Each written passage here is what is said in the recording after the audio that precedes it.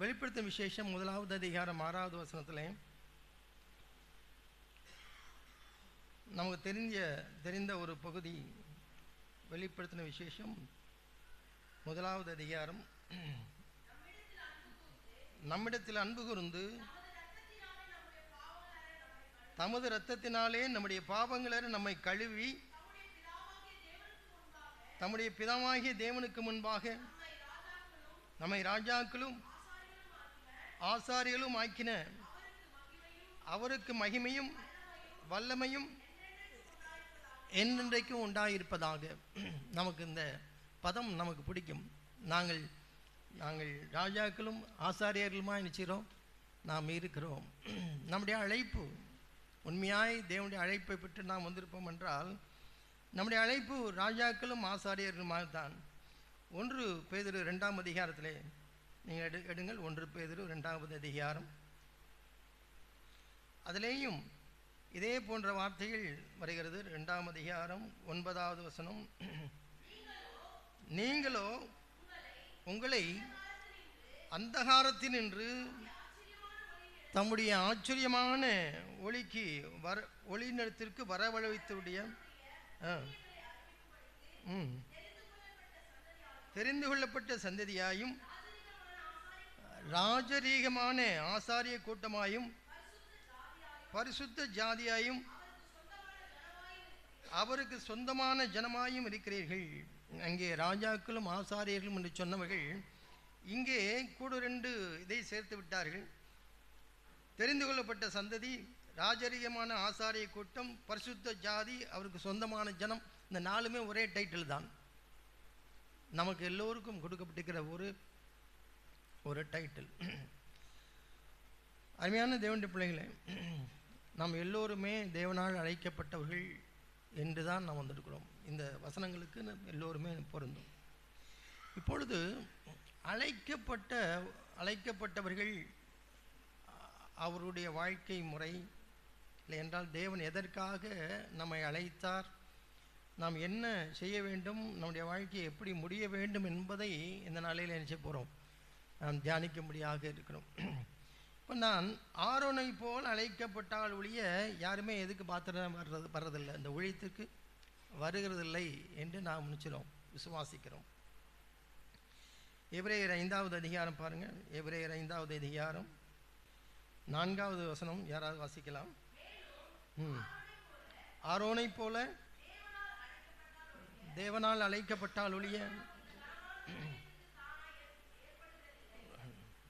ஆரோனை போல அழைக்கப்பட்டால் ஒழிய இந்த கனமான ஊழியம், அந்த ஊழியத்தை எப்படி சொல்லப்படுகிறது? கனமான ஊழியம்.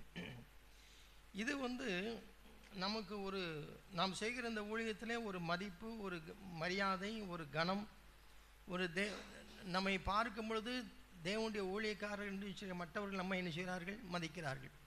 குறைந்தபட்சம் நம்முடைய சபையார் நம்மை என்ன செய்கிறார்கள்? கனமாக நிற்கிறார்கள்.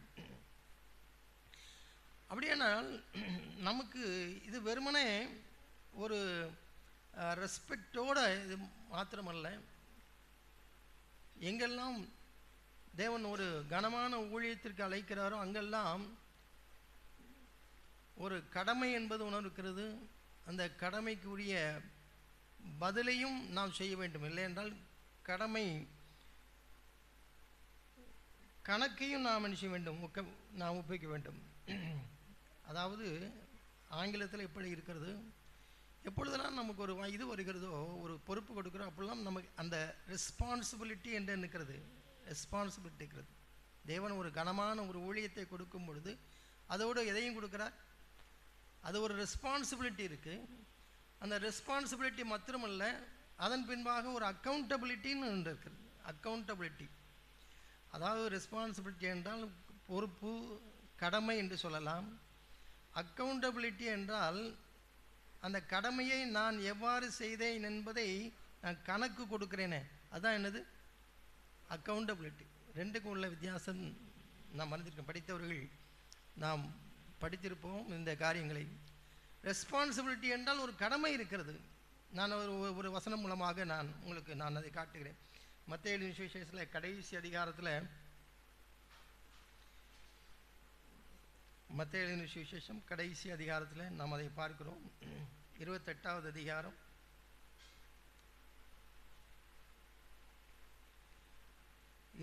19வது வசனம் நினைக்கிறேன்.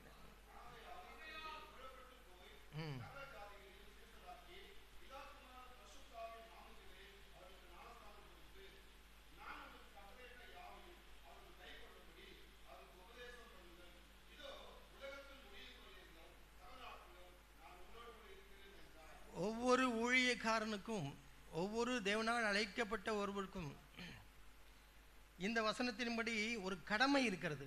நம் சுவிசேஷம் சொல்லி ஜனங்களை சீஷராக்கி அவர்களுக்கு ஞான ஸ்நானம் கொடுத்து அவர்களை கடைசி மட்டும் நான் நினைச்ச வேண்டும், நடத்த வேண்டும். இது நம்முடைய கடமை. ஆனால் அதே நேரம் இந்த அக்கௌண்டபிலிட்டி என்று வரும்பொழுது அந்த கடமையை நான் எப்படி செய்தேன் என்பதை நான் நினைச்ச வேண்டும், நான் கணக்கு ஒப்புவிக்க வேண்டும். அதற்கும் ஒரு வசனத்தை நான் உங்களுக்கு காண்பிக்கிறேன்.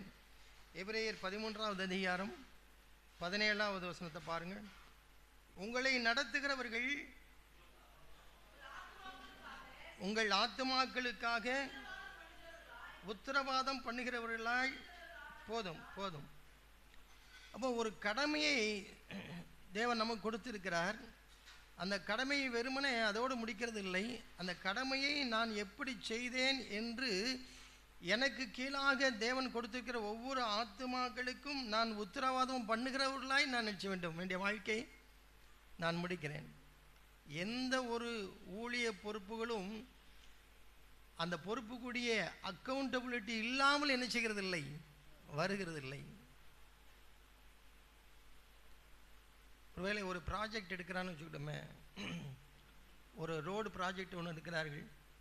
அதில் ஒரு மேனேஜருக்கு அந்த பொறுப்பை கொடுப்பார்கள். அது ஒரு ரெஸ்பான்சிபிலிட்டி. இந்த ரோடை இங்கேருந்து அங்கே போட வேண்டும். அப்படி கொடுக்கும் பொழுது அவர் தனக்கென்று ஒரு 4 சூப்பர்வைசர் நினச்சிக்கலாம், வைத்து கொள்ளலாம். இப்போ 4 சூப்பர்வைசர்கிட்ட ஏமா நீ இந்த வேலையை நீ செய், இதை செய் என்று சொல்லி அவர் செய்து விட்டு இவரை நினச்சிவார். மேற்பார்வை பார்க்கிறது அவர் பொறுப்பை கொடுப்பார். இப்பொழுது அதிலே ஒரு தவறு நடந்து விட்டால் அந்த ப்ராஜெக்டை கொடுத்தவர் யாரை கேட்க மாட்டார், அந்த சூப்பர்வைசரை கேட்க மாட்டார். அந்த ஓனர்ஷிப், அந்த அக்கௌண்டபிலிட்டி யாருக்கு வரும்? அந்த ப்ராஜெக்ட் மேனேஜர் யார் எடுத்தாரோ அவருக்கு தானே என்ன வரும், அந்த ஓனர்ஷிப். அதை என்ன அந்த ப்ராஜெக்ட் எடுத்தாரோ அந்த ப்ராஜெக்டில் நல்லது நடந்தாலும் அதுக்குரிய கிரெடிட் யாருக்கு தான், அந்த ப்ராஜெக்ட் மேனேஜருக்கு. அதே நேரம் ஒரு தவறு நடந்தால் அதனுடைய பொறுப்பு யார் எடுக்க வேண்டும்? அந்த ப்ராஜெக்ட் மேனேஜர் தான் நினைச்ச வேண்டும், எடுக்க வேண்டும். இப்போ நம்ம வந்திருக்க அனைவருக்கும் தேவன் ஒரு கடமையை, நாம் மத்தேயு சுவிசேஷத்தில் வாசித்த பிரகாரம் அந்த கடமையை நிறைவேற்றும்படியாக நாம் பொறுப்பை ஏற்றுக்கொண்டு நான் செய்கிறோம், ஊழியம் செய்கிறோம். ஆனால் அந்த ஊழியத்தை நான் எப்படி செய்து முடித்தேன் என்று யாரிடத்துல நான் கணக்கு ஒப்பிக்க வேண்டும்?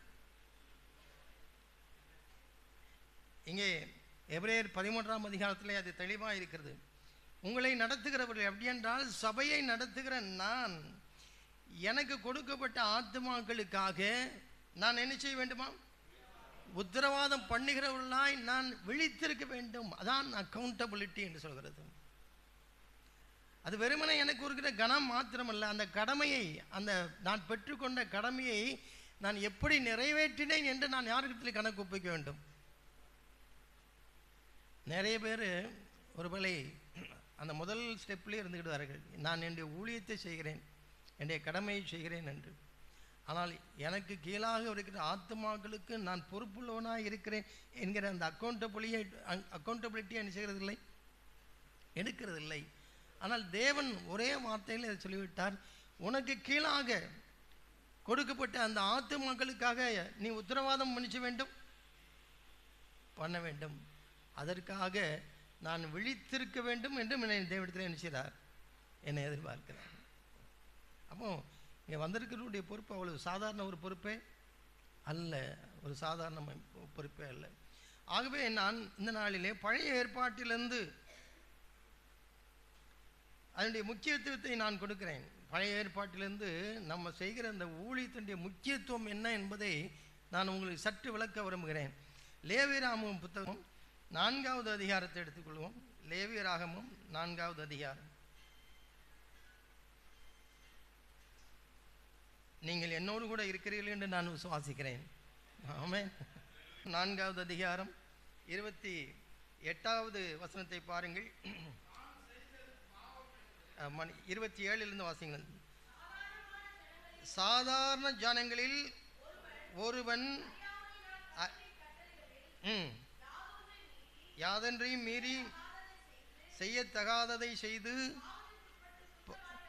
பாவத்திற்கு உட்பட்டு குற்றவாளி ஆனால், தான் செய்தது பாவம் என்று தனக்கு தெரிய வரும்போது அவன் தான் செய்த பாவத்தின் நிமித்தம் வெள்ளாடுகளில் பழுதட்ட ஒரு பெண் குட்டியை, ஆமாம், சபையில் இருக்கிற சாதாரண ஜனங்கள் அவர்கள் ஒரு தவற்றை செய்து அவர் தான் செய்தது தவறு என்று அவர்கள் கண்டு கொண்டால் அவர் என்ன பலி செலுத்தணுமா? ஒரு வெள்ளாட்டு குட்டியை செலுத்தினால் போதும். வெள்ளாட்டு குட்டியை செலுத்தினால் போதும். அதே நேரத்தில் 4ஆம் அதிகாரம் 13ஆம் வசனத்தை பாருங்கள். நான் வாசிக்கிறேன். வாசியுங்கள். இஸ்ரவேல் சபையார் எல்லாரும் அறியாமையினால் பாவம் செய்து காரியம் தங்கள் கண்களுக்கு மறைவாயிருக்கிறதினால் கர்த்தருடைய கட்டளைகளில் யாதொன்றையும் மீறி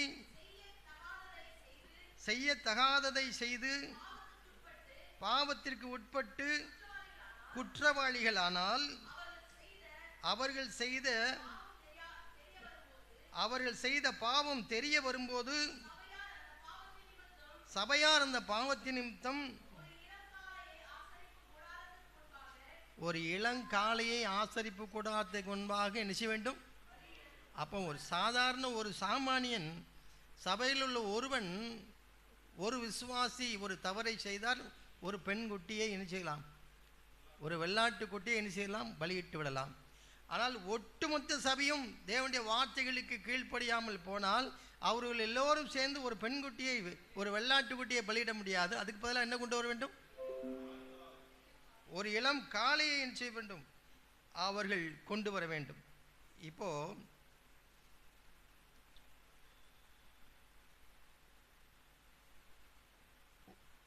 24ஆம் அதிகாரம் 3வது வசனத்தை வாசியுங்கள். அபிஷேகம் பெற்ற ஆசாரியன் ஜனங்கள் குற்றத்திற்கு உட்படத்தக்கதாக, நல்ல அந்த வார்த்தையை பாருங்கள். அபிஷேகம் பெற்ற ஆசாரியன், அது என்றால் அபிஷேகம் பெற்ற ஊழியக்காரன். இங்கே கூடியிருக்கிற எல்லோருமே நம்ம எந்த கேட்டகரியில் வர்றோம்? அபிஷேகம் பெற்ற ஆசாரியன் என்கிற பிரிவில் தான் நாம் நினைக்கிறோம் வருகிறோம். இப்பொழுது அபிஷேகம் பெற்ற ஆசாரியன் ஜனங்கள் குற்றத்திற்கு உட்படத்தக்கதாக, அப்படி என்றால் என்னுடைய வாழ்க்கையின் மூலமாக என்னுடைய ஜனங்களும் என்ன செய்கிறார்கள்?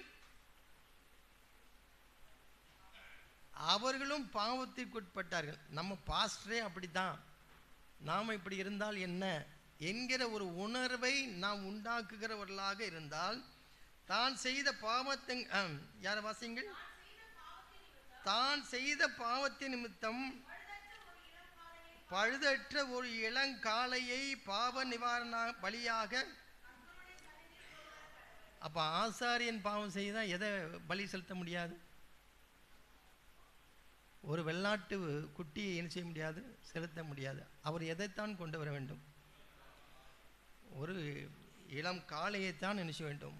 கொண்டு வர. இப்போ நமக்கு புரியுதா? நாம் செய்கிற ஒரு பாவத்திற்கும் நம்முடைய சபையிலே ஒருவர் செய்கிற பாவத்துக்கும் உள்ள வேறுபாடு. ஒரு ஊழியக்காரன், ஒரு ஆசாரியன் ஒரு பாவத்துக்கு உட்பட்டாலோ, இல்லை என்றால் தன்னுடைய ஜனங்கள் பாவத்திற்கு உட்பட அவன் வழிகாட்டியாக இருந்தாலோ, அவன் எப்படி இருக்கிறான்? ஒட்டுமொத்த சபையின் பாவத்திற்கு இணையாக ஒரு இளங்காளையை கொண்டுதான் அதை நிச்சய முடியும். அந்த பாவ நிவாரணத்தை பலியாக நிச்சய முடியும், செலுத்த முடியும். இப்போ இதிலிருந்து நாம் ஒரு அடிப்படை உண்மையை நாம் அறிந்து கொள்ள வேண்டும். என்னுடைய சபையின் ஜனங்கள் ஒருவன் தவறி போய்விட்டால் அது ஒரு சாதாரணமான ஒரு விலையை செய்யலாம், அதை எடுத்து விடலாம். அதற்கு ஆண்டவரிடத்திலே போய் நாம் மன்னிச்சலாம், அது ஒரு பலி செலுத்தி விடலாம், இல்லையென்றால் அதுக்கு ஒரு கிரயத்தை செலுத்தி விடலாம். ஆனால் ஊழியக்காரர்கள், அதுவும் அபிஷேகமற்ற ஆசாரியர்களாய் ஆரோனை போல் அழைக்கப்பட்டவர்களாய் இருக்கிறவன் நான், தேவனுடைய வார்த்தைகளை அறிந்து தெரிந்த பின்பு மனப்பூர்வமாய் அதை செய்யக்கூடியவனாய் நான் இருப்பேன் என்றால் அது சாதாரண விஷயமாய் என்ன செய்ய முடிகிறதில்லை, எடுக்கக்கூடாது என்பதை அந்த நாட்களிலேயே தேவன் விஷயிக்கிறார், அவர் எழுதி வைத்திருக்கிறார். இப்போ நான் தவறு செய்யும் பொழுது தாவீது தவறு செய்யவில்லையா என்று நான் நினைச்ச முடியாது, பேச முடியாது. பழைய ஏற்பாட்டில் உள்ள கேரக்டர்களை நான் மேற்கோள் காட்டி சிம்சோன் தவறு செய்யவில்லையா, தாவீது தவறு செய்யவில்லையா என்றெல்லாம் நான் நினைச்ச முடியாது, பேச முடியாது. நான் அவ்வளவாய் நான் இந்த வசனத்தின்படி நான் உணர்ந்திருக்க வேண்டும். ஒரு சாமானியன் என்ற சபையில் உள்ள ஒரு விசுவாசி செய்கிற தவறை போல என்னுடைய மீறுதலை தேவன் என்ன செய்கிறதில்லை, ஏற்றுக்கொள்கிறதில்லை. நான் வசனத்தை தான் நினைக்கிறேன், வாசிக்கிறேன். என்னாகமம் 18வது அதிகாரத்தில் மறுபடியும் இதனுடைய சீரியஸ்னஸை நான் பார்க்கும்படியாக திருப்போம். என்னாகமம் 18வது அதிகாரத்தில் ஆண்டவர் ஆரோனை அழைக்கும் போது அவர் சொன்ன அந்த வசனத்தை நான் உங்களுக்கு மேற்கோள் காட்டுகிறேன். கர்த்தர் ஆரோனை நோக்கி, முதல் வசனம், கர்த்தர் ஆரோனை நோக்கி, வாசியுங்கள், நீயும்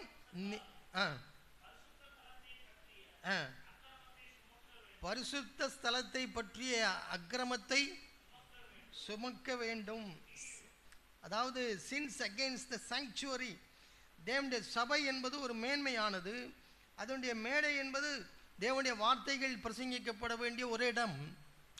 இங்கே அதற்கு விரோதமாய், அது தேவனுடைய பிரசன்னத்துக்கு தீழ்ப்பாய், அதற்கு விரோதமாக அதனுடைய மகிமையை மேன்மையை குறைக்கத்தக்கதாக ஒரு சம்பவம் நடக்கும் என்றால், ஒரு ஆராதனை நடக்கும் என்றால், அதற்கு யார் பொறுப்பெடுக்க வேண்டுமா? ஆசாரியன் நினைச்ச வேண்டும், பொறுப்பெடுக்க வேண்டும். ஊழியன் பொறுப்பெடுக்க வேண்டும், சுமக்க வேண்டும். அந்த அக்கிரமத்தை நான் சுமக்க வேண்டும். இதில் என்ன ஒன்று டிராபேக்ஸ் இருந்தாலும் சரி, என்னென்ன குறைபாடுகள் இருந்தாலும் சரி, அந்த குறைபாடுகளின் சுமை யார் தான் இருக்கு, யார் மேல் விழும்? அப்போ சபையை நடத்துகிறது என்பது ஒரு சாதாரண விஷயம் அல்ல. மனுஷர் முன்பாக அது ஒரு மேன்மையானது, தேவனுக்கு முன்பாகவும் அது மேன்மையான ஒரு ஊழியம். ஆனால் அந்த ஊழியத்திற்கு கடமைப்பட்டிருக்கிறேன் நான். அந்த ஊழியத்தின் முடிவிலே நான் அதற்கு கணக்கு ஒப்புவிக்க வேண்டும். இப்போ மேற்கொண்டு வாசியுங்கள். நீயும் உன்னோடு கூட உன் குமாரரும் ஆசாரிய ஊழியத்தை பற்றிய அக்கிரமத்தை நினைச்ச வேண்டும். Since against the sanctuary, since against the priesthood. ஊழியத்தில் அது எந்த விதத்தினாலும் சரி, சபைக்கு தன்னுடைய சொந்த வாழ்க்கையானாலும் சரி, நான் ஆசாரிய ஊழியம் செய்கிறேன், தேவன் என்னை ஊழியராக அழைத்திருக்கிறேன் என்றால், என்னுடைய மீறுதல், என்னை சபையிலே பொறுப்பாய் நான் செய்யும் பொழுது அதனுடைய மீறுதல் எல்லாவற்றையும் யார் சுமக்க வேண்டும்? நான் தான் சுமக்க வேண்டும், நாம் தான் சுமக்க வேண்டும். அப்படிதான் ஆரோனை அழைக்கும் போது அந்த ஒரு கடமை உணர்வோடும் பொறுப்புணர்வோடும் அக்கௌண்டபிலிட்டியோடும் தான் யாரை அழைத்தார். அப்போ ஆரோனை போல் அழைக்கப்பட்டவன் என்பது சாதாரண ஒரு வார்த்தை அல்ல, சாதாரண ஒரு வார்த்தை அல்ல. இப்பொழுது ஆரோனை போல் அழைக்கப்பட்டவர்களுடைய காரியங்களை நான் உங்களுக்கு காண்பிக்கிறேன். ஆரோனை போல் அழைக்கப்பட்டவர்கள் லேவியராகமம் 10வது அதிகாரத்தில் நான் முதல் வசனத்தை வாசிப்பதற்கு முன்பாக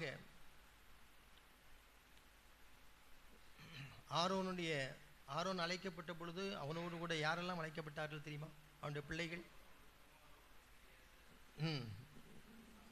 நாதாப்,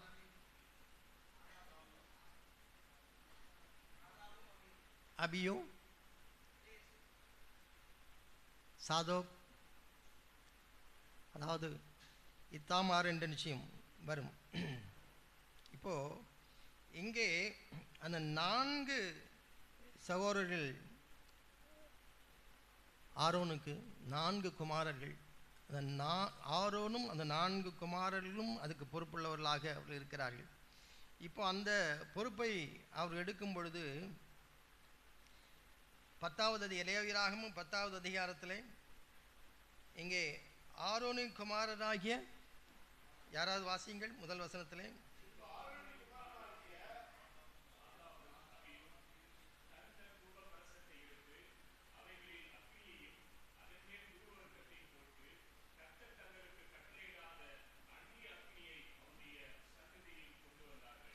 யாத்ராகமம் 28வது அதிகாரத்தை பாருங்கள். யாத்ராகமம் 28வது அதிகாரம்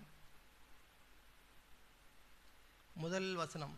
நான் கேட்ட முதல் கேள்வியிலே யாராவது வாசிக்கலாம்?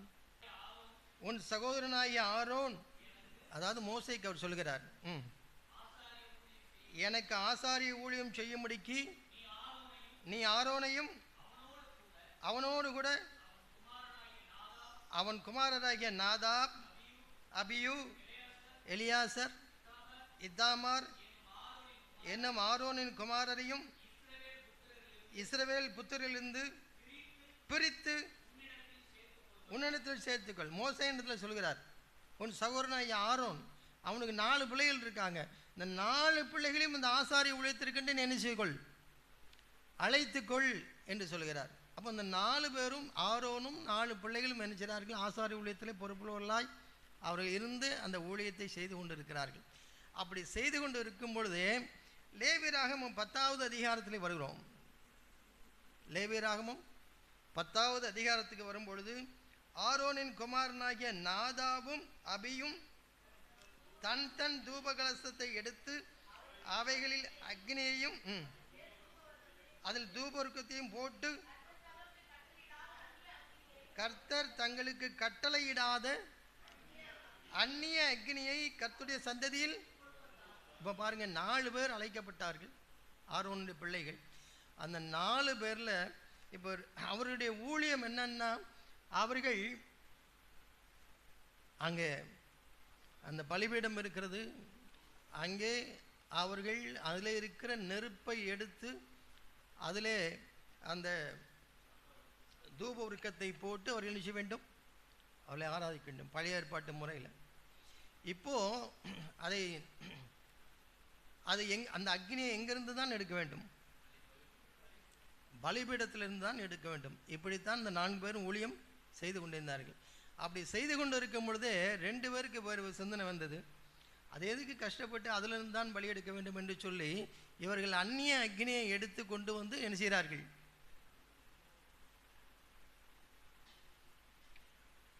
அதில் தெளிவாக இருக்கிறது, கர்த்தர் தங்களுக்கு கட்டளையிடாத அந்நிய அக்னியை அவருடைய சன்னதியில் கொண்டு வந்தார்கள். அப்படி அந்நிய அக்னியை கொண்டு வந்தனால தேவன் அதை அட்ஜஸ்ட் பண்ணிக்கிட்டாரா? அட்ஜஸ்ட் பண்ணவே இல்லை. என்னென்றால் இது ஒரு சாமானியன் செய்கிற வேலை அல்ல. இவன் யார் செய்கிற வேலை? அழைக்கப்பட்டவன் செய்கிற வேலை. ஊழியத்திற்கென்று அழைக்கப்பட்டவன், ஆசாரியன், பிரித்தெடுக்கப்பட்டவன், அவன் செய்கிற வேலை. அவன் எப்பொழுதுமே எதிலிருந்து தான் எடுக்க வேண்டும்? பலிபீடத்திலிருந்து. அப்போ நாம் செய்கிற ஊழியங்கள் எல்லாம் எங்கே இருந்து தான் புறப்பட்டு வருகிறது? நம்முடைய தனி அறையிலே நம்மை பலிபீடத்தில் வைத்து அதிலிருந்து இருக்கிற அந்த அக்னியை எடுத்து கொண்டு வந்து அதில் நான் நினச்சிறேன் தூபவர்க்கத்தை போட்டு நான் யாருக்கு கொடுக்குறேன்? தேவனுக்கு அது பலியாக நான் நினச்சிக்கிறேன், செலுத்துகிறேன். அப்போ அக்னி அந்த தூபவர்க்கத்தை எடுத்து நான் அதை செலுத்த வேண்டுமென்றால் எப்பொழுதும் என்னுடைய அபிலாஷைகள், என்னுடைய விருப்பங்கள், என்னுடைய சுய சித்தங்கள், என்னுடைய அம்பிஷன்ஸ், இவைகள் எல்லாமே பலிபீடத்தில் வைத்து என்ன செய்யப்பட வேண்டும்? அது தகனிக்கப்பட்டு அந்த அக்னியிலிருந்து எழும்புகிற ஒரு தூபவர்க்கத்தை தான் நான் யாருக்கு காட்ட முடியும்? தேவனுக்கு காட்ட முடியும். அதைத்தான் ஜனங்களும் நினைச்சுவார்கள், பார்ப்பார்கள். ஆனால் அப்படி இருக்கும் பொழுதே இவர்கள் 2 பேரும் என்ன நினைக்கிறாங்க? அதெல்லாம் அவ்வளோ கஷ்டப்பட்டு அப்படியெல்லாம் வாழணுங்கிற அவசியமே இல்லை. நாமும் எப்பொழுதும் நம்முடைய விருப்பப்படி வாழலாம். இதில் என்ன பெரிய பிரச்சனை இருக்குது? அக்னி தானே வேணும் என்று சொல்லி அவர்கள் பலிபீடத்தில் உள்ள அக்னியை எடுக்காமல் எங்கிருந்து கொண்டு வந்து விட்டார்கள்? அந்நிய அக்கினியை கொண்டு வந்து வைத்தார்கள். அந்த அந்நிய அக்கினியை தேவன் என்ன செய்யவில்லை, ஏற்றுக்கொள்ளவில்லை. அவர் அட்ஜஸ்ட் பண்ணவும் இல்லை. கடுமையான ஒரு தண்டனை. அப்படி இருக்கும்பொழுது அப்பொழுது அக்கினி கர்த்தருடைய சந்ததியிலிருந்து புறப்பட்டு அவர்களை பட்சித்தது.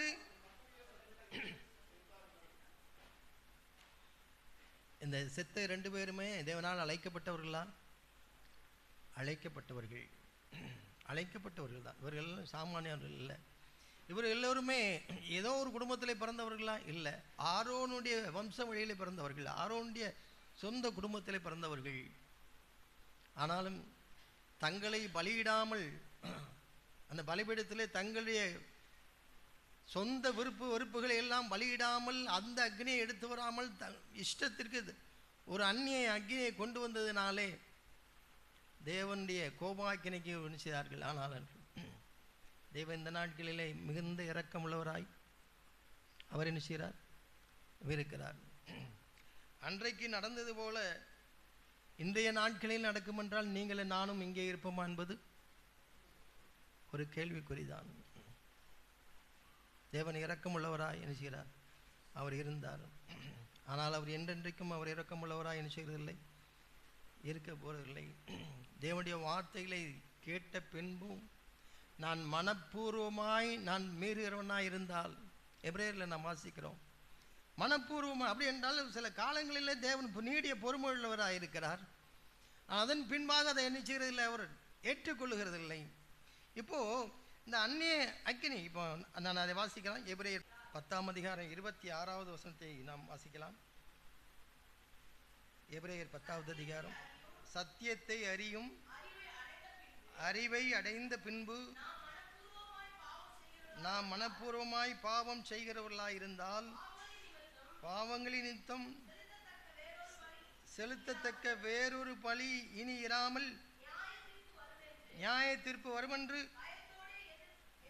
பயத்தோடு எதிர்பார்க்குதலும் விரோதிகளை பட்சிக்கும் கோபாக்கினையுமே இருக்கும். இது எங்கே பழைய ஏற்பாட்டில் பேசுகிறாங்களா, புதிய ஏற்பாட்டில் பேசுகிறாங்களா?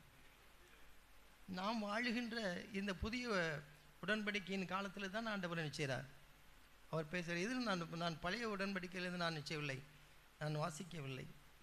மனப்பூர்வமாய் சத்தியத்தை அறிந்த பின்பு நான் மனப்பூர்வமாய் பாவம் செய்கிறவனாய் இருந்தால், மீறுகிறவனாய் இருந்தால் அதற்கு ஒரு பலி இல்லை, நான் நியாய தீர்ப்பு வரமென்று நான் பயத்தோடு எதிர்பார்க்கிறது தான் என்னுடைய முடிவாய் நிச்சயம் அது இருக்கும். இப்போ பாருங்க, இப்போ அந்நிய அக்னியை கொண்டு வந்தேன் என்றால், அப்போ அந்நிய அக்னின்னா என்ன? அது நமக்கு ஒரு புரியாத ஒரு டேமாக இருக்குது. அந்நிய அக்னி, கர்த்தருடைய சந்ததியிலிருந்து அக்னி இருக்கிறது. அந்நிய அக்னி இப்பொழுது நாம் வாழுகிற காலத்திற்கு இந்த அந்நிய அக்னி என்பதை ஒருவன் தன்னுடைய வீட்டிற்கு ஒரு ஹீட்டர் ஒன்று வாங்கினார் ஒருவர். அந்த ஹீட்டருக்கு வீட்டுக்கு வந்த உடனே அந்த லேபிளை எல்லாம் பிரித்து அதை டிஸ்மேண்டில் பண்ணி அந்த பேக்கேஜை அன்பேக் பண்ணி அதை எடுத்த பொழுது அதில் ஒரு இன்ஸ்ட்ரக்ஷன் எழுதியிருந்தது, ஒரு குறிப்பு எழுதியிருந்தது. இந்த ஹீட்டர் இது எந்த மாய்ஸ்சர் கண்டென்ட்டையும் என்ன செய்யாது, பாதிக்காது. உங்கள் வீட்டில் இந்த ஹீட்டரை மாட்டினால், ரூம் ஹீட்டர், அந்த ரூம் ஹீட்டரை மாட்டும் பொழுது எந்த ஈரப்பதத்தையும் என்ன செய்யாது, அது சேதப்படுத்தாது. எந்த பிராணவாயும் என்ன செய்யாது, அது சேதப்படுத்தாது. ஒரு நேச்சுரல் ஃபயர், ஒரு இயற்கையான அக்னி என்ன செய்யும்? ஒரு இயற்கையான அக்னி ஒரு வீட்டில் நடக்கும் என்றால் அது என்ன செய்யும்? சில மாற்றங்களை என்ன செய்யும்? உருவாக்கும். அதுதான் இயற்கையான அக்னி. இப்போ நம்ம வீட்டு முன்னாடியில் ஒரு அக்னியை இது கொளுத்துறேன்னு வச்சுக்கணுமே, அப்போ அப்படி கொளுத்தும் பொழுது ஒரு ஹீட் நமக்கு கிடைக்கிறது, ஆர்டிஃபிஷியல் இல்லாமல். அதே நேரத்தில் அது ஒரு மாய்ஸ்சர் கண்டென்ட்டை எடுக்கும், ஒரு ஆக்சிஜனை இதை பாதிக்கும். ஏதோ இந்த சூழலில் ஒன்றை என்ன செய்கிறது, அது பாதிக்கிறது. இப்போ இங்கே உள்ள அட்வர்டைஸ்மெண்ட், புதிய அக்னி வந்திருக்கிறது. அந்த அக்னியில் என்ன இருக்குதுன்னா, எதுவுமே என்ன செய்யாது, பாதிக்கப்படாது. ஆக்சிஜன் பாதிக்கப்படாது, இல்லை என்றால் சூழ்நிலைகளை பாதிக்கப்படாது. ரூமில் எதையுமே டச் பண்ணாது. இந்த அக்னி இதுதான் புதிய அக்னி. இப்போ இதை நான் எப்போ ஒப்பிட்டு பார்க்க வேண்டும்? என் சபையில் வருவர்கள் எப்படி வேணாலும் வருமானம் இங்கே இருக்கிற அக்னி உங்களை என்ன செய்யாது? சத்தமே இல்லை. இந்த அக்னி உங்களை பாதிக்காது. நீங்கள் எப்படி வந்தீங்களோ அப்படியே என்ன செய்யலாம், போகலாம். ஒரு மாற்றத்தையும் இது என்ன செய்யாது, உருவாக்காது. ஒன்றுமே நடக்காது. நீங்கள் எப்படி வந்தீங்களோ, நீங்கள் அக்கிரமக்காரர்களாக வந்தால் நீங்கள் அப்படியே போகலாம். நீ பாவியாய் வந்து ஒரு மீறுதல் உள்ளவனாய் வந்தால் நீ மீறுதலிருந்து ரட்சிக்கப்படாமல் நீ அப்படியே என்ன செய்யலாம். இது ஒரு நவீன ஒரு அக்னி. இந்த சபையில் உங்களை ஒன்றுமே என்ன செய்ய மாட்டோம், உணர்வடைய செய்ய மாட்டோம், மனம் திரும்ப செய்ய மாட்டோம். நீ இருக்கிற வண்ணமாகவே வந்து இருக்கிற மாதிரியே போகலாம். நம்முடைய சபையிலே தேவனுடைய வார்த்தைகளை கொண்டு வந்த பின்பு ஜனங்கள் மனம் திரும்பி என்ன கேட்க வேண்டும்? அது யோவான் ஸ்நானகனாக இருந்தால் அவரிடத்தை கேட்பார்கள், நாங்கள் என்ன செய்ய வேண்டும் என்று என்ன செய்வார்கள், கேட்பார்கள். ஒருவேளை டேக்ஸ் கலெக்டராக இருந்தால், இல்லை ஆர்மியில் வேலை செய்கிறவன் தான், அவன் வந்து கேட்பான், ஐயா நாங்கள் என்ன செய்ய வேண்டும் என்று கேட்பார். அதுக்கு பேர் தான் என்னது, ஒரு மனம் திரும்புதல். அப்போ நம்முடைய சபையில் வந்து ஒன்றுமே நடக்காமல் இருந்த மாதிரியே வந்து போகலாம் என்ற ஒரு நிலை இருக்கும் என்றால் இங்கே என்ன அக்னி இருக்கிறது? நான் சொல்லவில்லை, நாம் நிதானித்து பார்த்துக்கொள்ள வேண்டும். எங்களுடைய சபையில் யாரும் அவன் வந்தவண்ணமாகவே இருக்கிறான், எந்த மாற்றம் இல்லை என்றால் அது ஒரு செயற்கை அக்னி, ஆர்டிஃபிஷியல் ஹீட்டர். இயற்கை ஹீட்டர் என்று தேவன் ஒரு அக்னியை வைத்திருந்தால் அது என்ன செய்யும்? கண்டிப்பாக ஒரு மாற்றத்தை என்ன செய்யும், ஒரு உருவாக்கும். நம்மை சுற்றி இருக்கிற சூழலில் ஒரு மாற்றம், நம்மை சுற்றி இருக்கிற ஒரு காற்றிலே ஒரு மாற்றம், நம்மை சுற்றி இருக்கிற ஜனங்கள் மத்தியில் ஒரு மாற்றம். அது ஒரு தாக்கத்தை உண்டு பண்ணும். ஒரு நடிகன் போறான், அவன் ஒரு தாக்கத்தை உண்டு பண்ணுகிறான் இல்லையா? ஜனங்கள் மயங்குகிறார்கள், ஏன் போய் 40 பேர் சாகிறாங்க அப்படின்றால் அதை ஒரு இப்படியாக சொன்னார். அது ஒரு மயக்கம், போதை. அதை எப்படியாவது அவனை பார்க்க வேண்டும் என்று தன்னுடைய உயிரையே துச்சமாக என்ன செய்கிறார்கள், போகிறார்கள். ஏன் அந்த குழந்தை குட்டிகளோடு ஏன் அங்கே போக வேண்டும் என்றது, அது ஒரு மயக்கம்.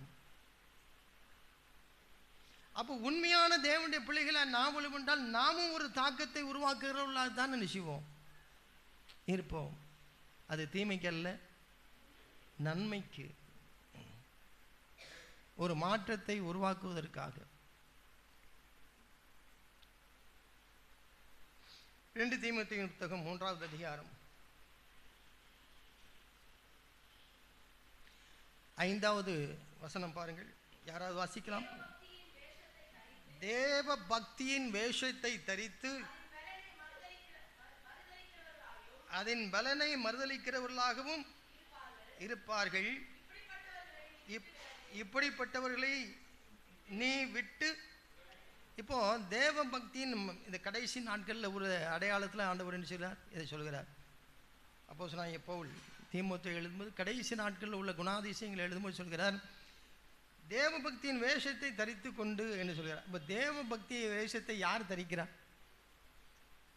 ஒரு சாதாரண உலக மனுஷன் அவன் நினச்சல, அவன் இருக்கிறவனமாக இருக்கிறான். ஒரு இந்து தெய்வத்தை அவன் வணங்குறவனாக இருப்பான் என்றால் அவன் காவி உடையை போட்டு போருக்கோ இல்லை என்றால் பச்சை உடைக்கு அவன் ஆராதிக்கிற தெய்வத்துக்கு முன்பாக நிற்பதற்கு அவன் வந்து அதை செய்து கொண்டு இருக்கிறான். அதில் மாற்றம் செய்கிறது என்ன செய்கிறது இல்லை. ஆனால் இந்த தேவ பக்தி, நமக்குரிய தேவ பக்தியின் வேஷத்தை யார் தான் தரிக்க முடியும்? தேவனுடைய காரியங்களை அறிந்திருக்கிற தேவனுடைய பிள்ளைகள் தான் தேவை பிள்ளைகளைப் போல ஒரு வேஷத்தை தரிக்க வேண்டிய ஒரு கட்டாயத்தில் என்ன செய்கிறார்கள், இருக்கிறார்கள். அதாவது தேவ பக்தி என்பது இருக்கிறது, தேவ பிள்ளைகளாக இருக்கிறோம் என்பது இருக்கிறது, அது நேச்சுரல், அது இயற்கை. ஆனால் அவைகளிலே இல்லாமல் இருக்கும் பொழுது நான் எதை செய்ய விரும்புகிறேன்? நான் ஒரு அப்படி போல இருக்கிற ஒரு வேஷத்தை நான் போட விரும்புகிறேன். அப்படி இருக்கிற போல விரும்புகிறேன். உண்மையிலே எனக்கு ஒரு தாழ்மை இல்லை. ஆனால் நான் தேவ பக்தியாக இருக்கிறேன் என்று நான் இருக்கின்றேன். தாழ்மையாக இருக்கிறது போல நான் என்ன செய்கிறேன், ஒரு வேஷம் போட விரும்புகிறேன், ஒரு ஆக்ஷன் போட விரும்புகிறேன். அதைத்தான் ஒரு அந்நிய அக்னியாக நான் வச்ச வேண்டும், நான் பார்க்க வேண்டும். நான் இயற்கையாக அல்ல, நான் ஒரு செயற்கையாக ஒன்று செய்கிறேனே. ஒரு குட்டி கதையை நான் உங்களுக்கு சொல்லுகிறேன். ஒரு ஊரில் ஒரு வாலிபன் இருந்தான், திடகாத்தமான ஒரு வாலிபன். அந்த வாலிபன் ஒரு வேலை இல்லாமல் இருக்கிறான். ஆனால் நல்ல ஒரு ஜிம் போய் நல்ல ஒரு பாடி, ஒரு எக்ஸசைஸ் பண்ணிக்கிற ஒரு நல்ல பாடி, எந்த வேலையும் செய்வதற்கு ஆயத்தம் என்று இருக்கிறான். அவன் வேலை கிடைக்கவில்லை. அப்படியே போயிட்டு சுற்றி பார்க்கிறான். அப்பொழுது அந்த பட்டணத்தில் ஒரு சர்க்கஸ் கம்பெனி வந்திருக்கிறது. அந்த சர்க்கஸ் கம்பெனியில் அவர்கள் வெளியே ஒரு போர்டு போட்டிருக்கிறார்கள், இங்கே வேலைக்கு ஆள் தேவை என்று போட்டிருக்கிறார்கள். அப்படி வேலைக்கு ஆள் தேவைன்னு நேராக உள்ளே போயிட்டான். உள்ளே போனோன்னு அந்த சர்க்கஸ் மேனேஜர்கிட்ட கேட்குறான், நீங்கள் ஒரு போர்டு போட்டிருக்கீங்களே, நான் வேலைக்கு வந்திருக்கேன்னு. உடனே அவர் பார்க்குறாரு. பார்த்துக்கிட்டு, நான் எந்த வேலை சொன்னாலும் செய்வியான்னு கேட்குறாரு. எந்த வேலை சொன்னாலும் செய்வேன். இவன் நினச்சா நம்ம ரிங்ஸில் போட்டு நம்ம பைல்வானாக இருக்கோன்னு நம்ம ஆட வைப்பாங்கன்னு நினச்சாரு. அவர் அதெல்லாம் கேட்கல. அவர் பார்த்துட்டு, நான் என்ன சொல்கிறேனோ அதை செய்வதற்கு நீ ஆயத்தமான்னு கேட்டேன். ஆமாம் சரி ஐயா அப்படின்னு. உடனே அடுத்த நாள் வேலைக்கு அவர் சொல்லிட்டா, டியூட்டி ஜாயின் பண்ணியாச்சு. ஜாயின் பண்ண உடனே அவனை கூப்பிட்டு அவனை அந்த சர்க்கஸ் கம்பெனியில் மிருகங்கள் எல்லாம் அங்கங்கே ஒரு கியூப் மாதிரி தனித்தனியாக ஒரு அறையிலே எல்லோரும் வைத்திருக்கிறார்கள். இப்போ சர்க்கஸ் நடப்பதற்கு முன்பாக வருகிறவர்கள் எல்லாரும் என்ன செய்யணும், அவரை ஒரு என்டர்டெயின்மெண்ட் பண்ண வேண்டும் இல்லையா, வசீகரிக்க வேண்டும். எல்லாரையும் வசீகரித்து அவர்களை கொஞ்சம் ஜாலியாக்கி அதன் பின்பாக அனுப்ப வேண்டும். அப்போ பிள்ளைகள் எல்லாம் ரொம்ப சந்தோஷமானதான். உடனே அப்படிப்பட்ட ஒரு ஊழியத்தை அவர் கொடுக்குறார். அப்படிப்பட்ட ஒரு வேலையை கொடுக்குறார். என்னென்னா, நீ ஆஃபீஸுக்கு வந்த உடனே நேராக போய் ஒரு எக்ஸ்சேஞ்ச் ரூம் இருக்குது, அந்த ரூம் சேஞ்ச் பண்ணுற இடத்துல போய் ஒரு மங்கி மாதிரி ஒரு ட்ரெஸ்ஸை என்ன செய்யணும், நீ போட்டுக்கிட வேண்டும். மங்கி மாதிரி ட்ரெஸ் போட்டுட்டு நீ அந்த ரூமில் நின்றுக்கிட வேண்டும். அப்போ நின்றுக்கிட்டு வர்றவங்களை எல்லாருக்கும் அவங்க என்ன செய்ய வேண்டும், ஆக்ஷன் பண்ண வேண்டும். சின்ன பிள்ளைகள் வந்தால் அவர்களுக்கு ஏற்ற மாதிரி நீ நடிக்க வேண்டும். இப்படி அதே மங்கி எப்படியெல்லாம் செய்கிறது, அப்படி ஒரு அப்படி சொரிய வேண்டுமென்றால் அது மாதிரி செஞ்சுக்க. இப்படியெல்லாம் அவனுக்கு கற்றுக் கொடுத்தவொடனே இவனும் ஓகே நான் சரின்னு சொல்கிறான். அப்படி அவன் உடனே அந்த ட்ரெஸ்ஸை போட்டு கொண்டு அடுத்த ரூமில் என்ன செய்யறான், அவனுடைய வேலையை தான் காலையில் 9 மணிக்கு டியூட்டி ஆரம்பிக்கிறான்னா அதிலிருந்து வர பிள்ளைகளை எல்லாரையும் என்ன செய்ய வேண்டும், என்டர்டெயின் பண்ண வேண்டும். அப்படி என்டர்டெயின்மெண்ட் பண்ணி கொண்டு அவனுக்கு அப்படியே காலங்கள் போய் கொண்டு இருக்குது. அப்படியே இதில் என்ன செய்யணும், பழக்கப்பட்டு அவன் தேறி விட்டான். எப்படியெல்லாம் குரங்கு மாதிரி நடிக்க வேண்டும் என்று நல்ல தேறி விட்டு யாருடைய அப்ளாஸையும் வாங்கி விட்டான், அந்த மேனேஜருடைய அப்ளாஸையும் வாங்கி விட்டான். உற்சாகமாக அந்த வேலையை செய்கிறான். ஒரு நாள் அவன் அப்படி அங்கேருந்து அந்த ஸ்விங் என்று சொல்வார்கள், ஊஞ்சல், அதில் இருந்து அவன் அப்படி தாவி பார்க்கும்போது நேராக போய் அடுத்த ரூமுக்குள்ளே விழுந்து விட்டான். அறையறையாக இருக்கிறது. அந்த உற்சாகத்தில் எங்கே விழுந்து விட்டான், அடுத்த அறையிலே விழுந்து விட்டான். அடுத்த அறையிலே விழுந்த உடனே அங்கே பார்க்கணும், அது உங்கள் சிங்கம் இருக்கிற அறை. சிங்கம் இருக்கிற அறையில் விழுந்த உடனே அவன் பயப்படுகிறான். அப்படியே ஓடுகிறான். அப்படியே ஒடுங்கி போய் இருக்கிறான். அப்பொழுது அந்த சிங்கம் தன்னை நோக்கி என்ன செய்கிறது, அது வருகிறது. உடனே இவனுக்கு தாங்க முடியவில்லை, கூச்சல் இடுகிறான். ஐயோ என்னையை காப்பாற்றுங்க அப்படின்னு சொன்னான். அது வேகமாக வருகிறது. வேகமாக காதை கடிக்கிறது போல வருகிறது. அவனை காதை இவனுக்கு மூச்சு நின்று விட்டது. அப்படியே இருக்கிறான்.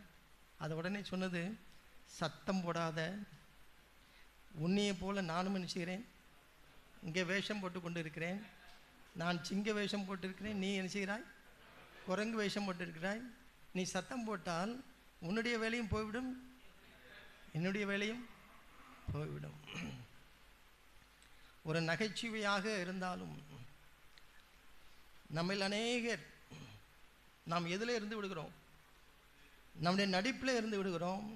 நம் நடிப்பிலே இருக்கும் பொழுதே, நம்முடைய குறைவுகளை அறிந்து கொண்டு இருக்கும் பொழுதே பக்கத்தில் உள்ளவர்கிட்ட கேட்குறோம். பக்கத்தில் உள்ள ஊழியக்காரட்டையோ இல்லை ஒரு விசுவாசி பக்கத்தில் உள்ள விசுவாசிகிட்ட கேட்குறான், என்னங்க அவனு சொல்ல, சத்தம் கொண்டா வரும், உனக்கும் பிஸ்னஸ் ஓடுது, எனக்கும் பிஸ்னஸ் ஓடுது. சபையில் எது நடந்தா என்ன, இது பாட்டு நமக்கு நம்ம தொழில் நடக்குது, போய்கிட்டே இருப்போம். ஒரு விசுவாசி அப்படி சொல்கிறான், ஒரு ஊழியக்காரன் எப்படி சொல்வான், உனக்கும் ஊழியம் நடக்கு, எனக்கும் ஊழியம் போய்கிட்டு இருக்கு, போய்கிட்டே இருப்போம்.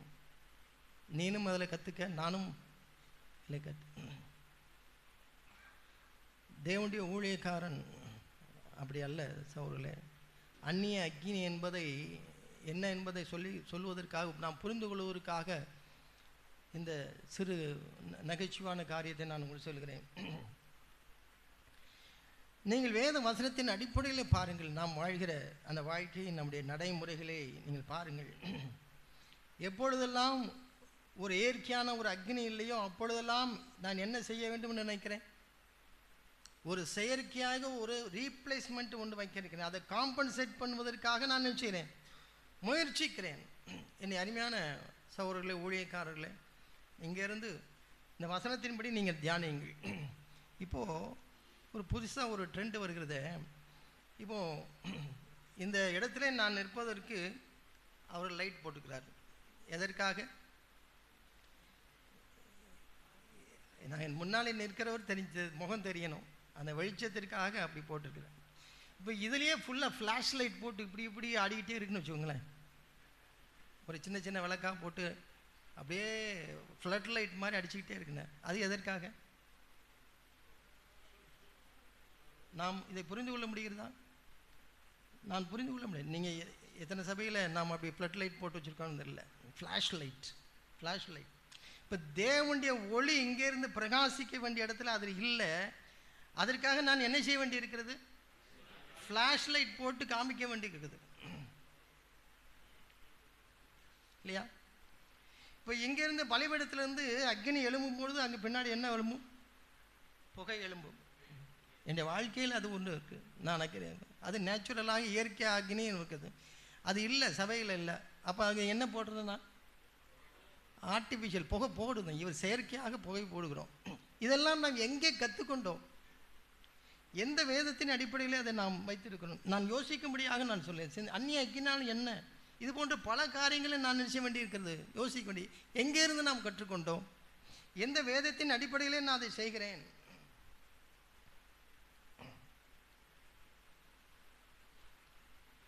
சின்ன சின்ன விஷயங்கள். இன்றைக்கு சபையில் கீபோர்டு இல்லைன்னா நம்முடைய சபை யாராவது நடக்குமா? ஒரு நாள் கீபோர்டு பிளேயர் அவரை அவர் சிக்காகி விட்டார், வரல, சர்ச்சுக்கு வரல. அவர் சர்ச்சுக்கு வரலன்னா அதனால் நம்முடைய ஆராதனை பாதிக்குமா? பாதிக்கவே கூடாது. ஆனால் சில பேருக்கு அது இல்லைன்னாலே ஓடலை. சில பேருடைய ஆராதனை, தேவன் எங்கே இருக்கிறார்? என்னிலே இருக்கிறாரா, கீபோர்டில் இருக்கிறாரா? தேவன் நம்மோடு இருக்கிறாரா, அந்த கீபோர்டில் இருக்கிறாரா? வருந்தத்தக்கது, பல இடங்களிலே கீபோர்டு போடுகிறவர்கள் இங்கே தேவனுடைய பிள்ளைகளாக இருக்கலாம். நான் சொல்கிறது, நான் தெரிந்த இடங்களை சொல்கிறேன். கீபோர்டு போடுறவர் தேவனுடைய பிள்ளைகளாக நிச்சயமில்லை, இல்லை. ஏனென்றால் பாஸ்டர்கள் யாரைத்தான் விரும்புகிறார்கள்? அவன் எப்படி இருந்தான், நல்லா என்ன செய்கிறான், கீபோர்டு போடுறான். அப்போ அவன் கீபோர்டு போடுறது இல்லை, போடலைன்னா சபையில் ஆராதனை நடந்த மாதிரியே இல்லை. அப்போ அவன் எவ்வளவு துன்மார்க்கனாக இருந்தாலும் அவனுடைய சேவை எனக்கு தேவையாக நினைச்சது இருக்கிறது. ஏன்? என்னுடைய உண்மையான அக்னி இங்கே இல்லை. அப்போ எப்படியாவது நான் ஒரு செயற்கை அக்னியை உருவாக்க வேண்டும். அதற்கு ஒரு சாத்தானுடைய பிள்ளையானாலும் நான் நினச்சிக்கிடுவேன், நான் வைத்துக்கொள்வேன். அப்படிதான் நான் பொருள். ஒரு துன்மார்க்கனுடைய பிள்ளையானாலும் நான் நினச்சிக்கிடுவேன், நான் வைத்துக்கொள்வேன்.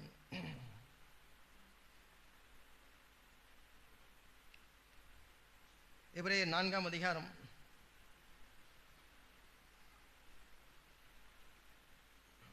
12வது வசனம் பாருங்க. எபிரேயர் 4ஆவது அதிகாரம் 12வது வசனம். தேவனுடைய வார்த்தையானது ஜீவனும் வல்லமையும் உள்ளதாயும் இருபுறமும் கருக்குள்ள எந்த பட்டயத்திலும் கருக்கானதாயும் ஆத்துமாவையும் ஆவியையும் கணுக்களையும் ஊனையும் பிரிக்கத்தக்கதாக உருவ குத்துகிறதாயும் இருதயத்தின் நினைவுகளையும் யோசனைகளையும் வகையறுக்கிறதாயும் இருக்கிறது. இது எதை செய்கிறது? தேவனுடைய வார்த்தை. தேவனுடைய வார்த்தையை எங்கே தேடுவார்கள்? ஆசாருடைய வாயிலே தேடுவார்கள். அப்போ ஆசாருடைய வாயிலே தேவனுடைய வார்த்தை இருக்கும் என்றால் இவைகள் எல்லாம் நடக்கும். அந்த கீபோர்டு இல்லாட்டாலும் பரவாயில்லை, அது நமக்கு துணையாக இருந்தால் பரவாயில்லை. இதை நான் விசுவாசிக்க வேண்டும். சகோதர சகோதரிகளே, தேவனுடைய வார்த்தை என்னிலே இருக்கும் என்றால் இவைகள் எல்லாம் மனுஷியும் நடக்கும். எரேமியாவின் புத்தகம் 23வது அதிகாரத்தை எடுத்துக்கிறோம். எரேமியாவின் புத்தகம் 23வது அதிகாரம்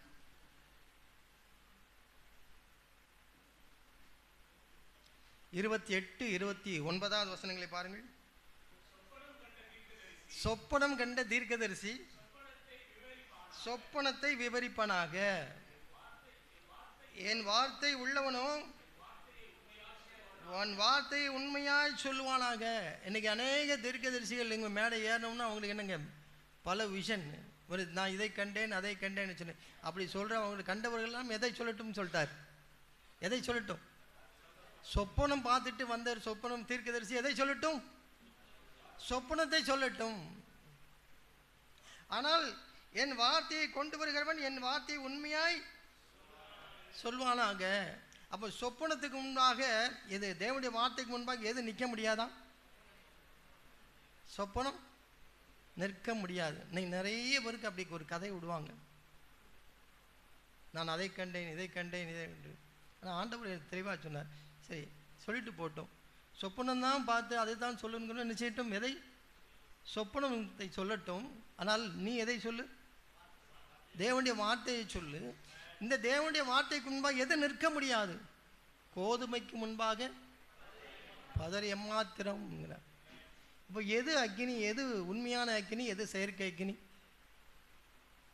தேவனுடைய வார்த்தையை என்னுடைய வாயிலே வைத்திருக்கிறது என்ன அக்கினி? உண்மையான அக்கினி. நான் அது இது என்று சொல்லி அதுக்கு ஆல்டர்னேட்டாக நான் ஒரு சொப்பனத்தை சொல்கிறேனே, அது என்ன அக்கினி? தேவன் யோசேப்புக்கு தேவன் சொப்பனத்தில் நினைச்சுதா பேசினார், அதெல்லாம் இருக்கு. ஆனால் எப்போவாது என்ன செய்திருக்கிறார்? அவர் சொப்பனங்களே பேசியிருக்கிறார், உணர்த்தி இருக்கிறார். ஆனால் நாம் பார்க்குறோமே அநேக சொப்பனங்கள், இவைகளாம் தொல்லையின் திரட்சியினால் உண்டான சொப்பனம். நம்ம எதை நினைக்கிறோமோ அதை நினைவில் வைத்து கொண்டே இரவில் படுக்கும் பொழுது அவைகளெல்லாம் என்னவாக மாறுகிறது? நல்ல பெரிய கட்டடமாக நான் சொப்பனம் நினச்சிக்கிட்டே நான் படுத்திருந்தேன். அந்த கட்டடம் எப்படி ஆயிரும்? விஸ்தாரமாக ஆகிவிடலாம். அதை கூட நான் சொல்லலாம் இல்லையா? நான் சிந்திக்கும்படியாக சொல்கிறேன். நம்முடைய ஊழியங்கள் விரிவடை வேண்டும், ஆத்மாக்கள் சபைக்கு வர வேண்டும். ஆனால் எதன் மூலமாக? தேவனுடைய அக்னியின் மூலமாக. அது ஒரு அந்நிய அக்னி மூலமாக வளர்ப்பதற்கு நாம் ஒரு நாளும் நினைச்சக்கூடாது, அதை இடம் கொடுக்கக்கூடாது. அப்படிப்பட்ட ஊழியக்காரர்களாக நாம் இருக்கவே கூடாது. யோபு 4ஆம் அதிகாரம், யோபுன் புத்தகத்தில் உங்களுக்கு தெரியும். யோபுன் புத்தகத்தை நாம் அறிந்திருந்தோம் என்றால், யோபு ஒரு தேவனுடைய ஒரு மனுஷன். ஆனால் அவனை சுற்றி அவனுடைய நண்பர்கள் எல்லாரும் வந்தார்கள் இல்லையா? அவர் நண்பர்கள் எல்லாம் வந்த பொழுது அவர்கள் என்ன சொன்னார்கள்?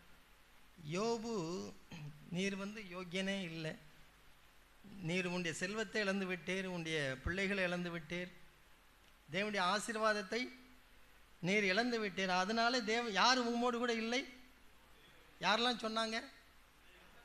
எலிப்பாஸ், இவர் எல்லாருமே சொன்னார். அவருடைய நண்பர்கள் இவர் எல்லாரும் சாமானியப்பட்டவர்கள் இல்லை, இவர்கள் எல்லாருமே நிபுணர்கள் தான், ஞானிகள் தான். இவர்கள் யோபுவை பார்த்த உடனே உமக்கு இப்பொழுது தேவனுடைய ஐஸ்வர்யம் இல்லை, தேவனுடைய சாபம் இருக்கிறது என்று எதை வைத்து சொன்னார்கள்? வெளியரங்கமாக இருக்கிற. இப்போது செழிப்பின் உபதேசத்துக்கு வருவோம். இப்போ செழிப்பின் உபதேசத்துக்காரங்களுக்கு நீ எல்லாம் தேவனை ஐஸ்வர்யமுள்ளவராக வைத்திருப்பார் என்றால் அப்போ யார் இருக்காங்கன்னு நினைக்கிறாங்க? தேவன் இருக்கிறாங்கன்னு நினைக்கிறேன். அப்போ எலிப்பாசுக்கும் நமக்கும் என்ன இல்லை, ஒரு வித்தியாசம் இல்லை. ஆனால் அப்பொழுது யோபனிடத்தில் எது இல்லை? ஐஸ்வர்யம் இல்லை, ஆரோக்கியம் இல்லை, அவன் பெற்ற பிள்ளைகளும் இல்லை, அவனுடைய கட்டடம் இல்லை, எல்லாமே அவனுடைய ஐஸ்வர்யம் எல்லாமே இல்லை. ஆனால் யார் இருந்தா? அப்போ நாம் வறுமையில் இருக்கும்போது தேவன் நம்மோடு கூட இருக்கிறாரா? சந்தேகமா இருக்கு. இருக்கிற அதற்கும் இதுக்கும் சம்பந்தம். பின் நாட்களில் யோபு தேவன் என்ன செய்கிறார்? அவர் ஆசீர்வதிக்கும் பொழுது எதை பெற்றுக்கொள்கிறான்? இழந்த ஐஸ்வர்யத்தை பெற்றுக்கொள்கிறான், இழந்த பிள்ளைகளை, அதற்கு பதிலாக இன்னொரு 10 பிள்ளைகளை என்ன செய்கிறான்? அவன் பெற்றுக்கொள்கிறான். யாரை மட்டும் தேவன் விட்டிருந்தார்? அவனுடைய மனைவி மட்டும் என்ன செய்திருந்தார்? விட்டிருந்தார். ஏனென்றால் அவனுக்கு ஒரு பிள்ளைகளை 10 பிள்ளைகளையும் கொடுக்க வேண்டும் என்பதற்காக. அப்போ நாம் நினைக்கிற இந்த செழிப்பின் உபதேசத்துக்கும் தேவனுடைய வார்த்தைகளுக்கும் அது ஏற்புடையதாக இருக்கிறதா? நாம் யோசித்து பார்க்க வேண்டும். தேவன் நம்மை ஆசீர்வதிக்காமல் யோபுவை போல நம்மை சிக்ஷிக்கும் பொழுது கூட நான் யாரோடு இருந்தால் அது போதும், நான் தேவனோடு இருந்தால் அது போதும், அது போதும், அது போதும். என்னாகும் புத்தகம் 3ஆம் அதிகாரம் அந்நிய அக்னியுடைய கேரக்டர்ஸ் நான் சொல்லிக் கொண்டிருக்கிறேன். என்னாகமும் 3ஆவது அதிகாரம் 4வது வசனத்தை வாசியுங்கள். யாராவது சத்தமாய் வாசியுங்கள். ஆ ஆ ஆ பாருங்க, போதும் போதும், அவர்களுக்கு பிள்ளைகள் இல்லை. நாதாபும் அபியவும் அவர்கள் ஆண்டவரால் அழைக்கப்பட்டவர்கள். அவர்கள் அந்நிய அக்னியை கொண்டு வந்ததனாலே கர்த்தருடைய சந்ததி என்ன செய்தார்கள்? அழிக்கப்பட்டார்கள். அவர்கள் பிள்ளைகள் இருந்ததா, சந்ததி இருந்தாலும் சந்ததியும் அந்த வம்சமே என்ன செய்துவிட்டது? அழிந்து விட்டது. இப்போ நான் பார்க்கிறேன், ஒரு தேவனுடைய ஊழியக்காரன் உண்மையான அக்னி உள்ளவனாக இருந்தால் அவனுடைய பிள்ளைகளும் எங்கே இருப்பார்கள்? அவருடைய பிள்ளைகளும் தன்னுடைய பெற்றோரை பார்த்து இந்த அக்னியில் என்ன செய்ய வேண்டும்? இருக்க வேண்டும். அவர் தேவனுடைய பிள்ளையாக இருந்தால் பிள்ளைகளும் தேவனுடைய பிள்ளைகளாக இருப்பார்கள். அப்படியே ஒருவேளை நமக்கு அப்படி ஒரு பிள்ளைகள் தேவனுடைய கீழ்ப்படியாமல் இருக்குமென்றால் நான் கதறி அழுது ஆண்டோடைய சமூகத்தில் நம்முடைய பிள்ளைகளுக்காக என்ன செய்ய வேண்டும்? என்ன வேண்டும்? ஏனென்றால் இங்கே இந்த நாதாபு அபியுக்கும் யார் இல்லை? பிள்ளைகள் இல்லை. அப்படி என்றால் அந்த சந்ததியே இல்லை. அப்போ என்னுடைய வம்சத்தில் என்னுடைய பிள்ளைகளும் ஆண்டோடைய பிள்ளைகளாக இல்லை என்றால் நான் எந்த அக்னியாக இருக்க முடியும்? நான் வாழ்ந்து காட்டவில்லை என்பதுதான். நான் தேவனுடைய வார்த்தையின்படி நான் வாழ்ந்து காட்டாதனாலே அதனுடைய மேன்மையை யார் உணர முடியவில்லை? என்னுடைய பிள்ளைகள் என்றால் என்னை தவற்றினாலே, என்னுடைய குறையினாலே, என்னுடைய பிள்ளையினாலே, என்னுடைய மீறுதலினாலே என்னுடைய பிள்ளைகளும் நினைச்சார்கள். மீறுதலுக்குள்ளாகிறார்களா என்பதை நாம் நினைச்ச வேண்டும். அதை நான் சாதாரணமாக எடுக்கணும். ஆண்டவரே, நான் உன்னுடைய பிள்ளைகளாக இருந்து நான் உன்னுடைய ஊழியத்தை செய்து கொண்டிருக்கிறேன். எனக்கு பின்னாடி என்ன சந்ததியும் யாரை பின்பற்ற வேண்டும்? உம்மை பின்பற்ற வேண்டும். அப்படி இல்லைன்றால் ஆண்டவரே அந்த அக்னி இல்லையோ என்கிட்ட, நாதாபும் அபியுக்கும் சந்ததியே இல்லை. இப்போ பாருங்க, நேரமாகிக் கொண்டு இருக்கிறது. 1 சாமுவேல் 15வது அதிகாரம் இன்னொரு அக்னியை பார்க்கலாம். 1 சாமுவேல் 15வது அதிகாரம் 10வது வசனத்தை பாருங்கள். ம் ம் ம் ம் ம் ம் பாருங்க, சவுலை ராஜாவாக்கினது எனக்கு மனஸ்தாபமாக இருக்கிறது. அவன் என்னை விட்டு திரும்பி என் வார்த்தைகளை நிறைவேற்றாமல் போனான் என்றார். ஆ ஆ ஆ அப்பொழுது சாமுவேல் மனம் நொந்து ராம் முழுதும் கர்த்தரை நோக்கி. இப்போ உண்மையிலே யார் ராம் முழுதும் கர்த்தரை நோக்கி கூப்பிட்டுருக்க வேண்டும்? சவுல் கூப்பிட்டுருக்க வேண்டும். ஆனால் யார் கூப்பிடுகிறார்?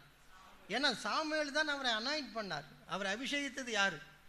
தைலத்தை ஊற்றி ஊழியக்காரனை அபிஷேகித்தது, ராஜாவை அபிஷேகித்தது சாமுவேல். இப்போ யாருக்கு வேதனை இருக்கிறது? சாமுவேலுக்கு வேதனை இருக்கிறது. ஆனால் சவுலுக்கு வேதனை இல்லை. இப்போ சவுலுக்கு ஏன்? அவனுக்கு என்ன? அவனுடைய மனம் பாரம் என்ன தெரியுமா? அடுத்த பாருங்க. மறுநாள் அதிகாலமே சாமுவேல் சவுலை சந்திக்க போனான். அப்பொழுது சவுல் கர்மேலுக்கு வந்து தனக்கு ஒரு ஜெயஸ்தம்பம் நாட்டி பின்பும் பல இடங்களில் சென்று, அப்போ நாம் போகிற இடமெல்லாம் ஒரு மானுமெண்ட், தனக்கென்று ஒரு ஜெயஸ்தம்பங்களை நாட்டிக்கொண்டே போகிறார். யார் போகிறார்? சவுல் போகிறார். எல்லா இடங்களிலும் ஊழியம் நடக்கு. இவருடைய பேரிலே ஒவ்வொன்றாய் செய்து கொண்டே போகிறார். ஆனால் யாருக்காக? தனக்கென்று ஒரு இதை நினைக்கிறாரா? ஆனால் யார் கூட இல்லை? தேவன் கூட இல்லை. இப்போ என்னுடைய மதிப்பும் என்னை விட்டு தேவன், என்னுடைய அபிஷேகம் இழந்து விட்டது, தேவன் என்னோடுக்குள்ளே என்று நான் அறிந்த பின்பும் என்னுடைய டெண்டன்சி என்னவாகத்தான் இருக்கிறது? நம்ம பேர் கெட்டு போகக்கூடாது, நமக்கென்று ஊழியங்களை செய்து கொண்டே இருக்க வேண்டும். சைலண்ட் ஆகிட்டோம். நம்முடைய தேவன் இல்லை என்பது எனக்கு அக்கறையாக இருக்கிறதா? இல்லை என்றால் எனக்கு ஜனங்களுக்கு முன்பாக என் பெயர் பிரஸ்தாபம் கெட்டுப்போம் என்று அக்கறையாக இருக்கிறதா? சவுலுடைய அணுகுமுறையை பாருங்கள், சாமுவேலுடைய அணுகுமுறை பாருங்கள். சாமுவேல் வருத்தப்படுகிறான். ஆண்டவரே, நீர் என்னை விட்டு என்ன செய்யக்கூடாது, இவளை சவுலை புறக்கணித்து நீ போய்விடக்கூடாது என வருத்தமாயிருக்கிற அவன் ராம் முழுவதும் கெஞ்சுகிறான். ஆனால் சவுலுக்கு அதை பற்றி கேவலையில்லை. அவன் ஒருவராக என்ன செய்து கொண்டே இருக்கிறான். அப்போ மனுஷருக்கு முன்பாக மேன்மையாய் தெரிகிறது எனக்கு அது பெரிதாக இருக்கும் என்றால், அது தேவனுக்கு முன்பாக எப்படி இருக்கிறது, அருவருப்பாய் இருக்கிறது. தேவன் என்னோடு கூட இல்லை. அப்போ நான் எதற்காக நான் வருத்தப்படுகிறவனாக இருக்க வேண்டும்? ஆண்டவரே, நீர் என்னோடு கூட இருக்கிறாரா, இல்லை என்னை விட்டு நீ போய்விட்டீர்களா? நாம் இடைவேளைக்கு அப்புறம் நாம் இதை சிந்திக்கலாம் என்று நினைக்கிறேன்.